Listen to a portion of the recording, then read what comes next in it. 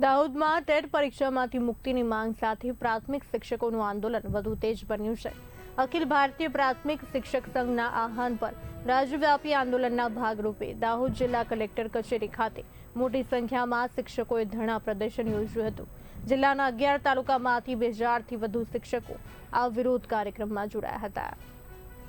આજ રોજ અખિલ ભારતીય પ્રાથમિક શિક્ષક સંઘ દ્વારા ધરણા કાર્યક્રમ જે જાહેર કરવામાં આવેલ છે તેના અનુસંધાને આજ રોજ અમે દાહોદ જિલ્લા મુખ્ય મથકે માનનીય કલેક્ટર સાહેબશ્રીને આવેદનપત્ર આપવા માટે ઉપસ્થિત થયા છીએ।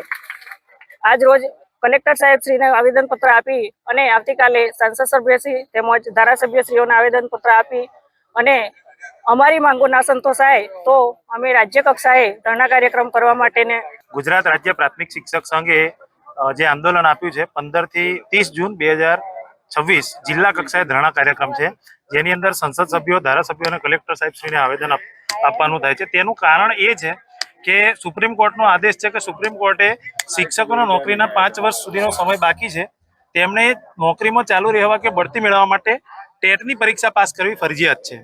જો તેઓ પરીક્ષા પાસ ન કરે તો તેમને ફરજિયાત નિવૃત્ત થવું પડશે અથવા રાજીનામું આપવું પડશે। શિક્ષકોની મુખ્ય સમસ્યા જે આ બાબતે છે કે 2010 પહેલા જ્યારે આ શિક્ષકોની ભરતી થઈ હતી ત્યારે ટેટ પરીક્ષાનો કોઈ નિયમ જ અસ્તિત્વમાં નહોતો। તો માન્ય કોર્ટશ્રીએ જે આ ચુકાદો આપ્યો છે તેનાથી અમે પ્રાથમિક શિક્ષક સંઘ અને ગુજરાત રાજ્ય પ્રાથમિક શિક્ષક સંઘના આદેશ અનુસાર દાહોદ જિલ્લા પ્રાથમિક શિક્ષક સંઘ દ્વારા આજે ધરણાનો કાર્યક્રમનું આયોજન કરવામાં આવેલ છે। આજના આ ધરણા કાર્યક્રમનો અમારો મુખ્ય મુદ્દો 2010 પહેલાના પ્રાથમિક શિક્ષકો તરીકે ભરતી થયેલા શિક્ષકોને ટેટ પરીક્ષા પાસ કરવા માટે નામદાર સુપ્રીમ કોર્ટે આદેશ આપેલ છે, તેમના વિરોધમાં અમે આજે જિલ્લા કક્ષાના ધરણા કાર્યક્રમ કરી રહ્યા છીએ। આજે અમે કલેક્ટર સાહેબને આવેદનપત્ર આપવાના છે।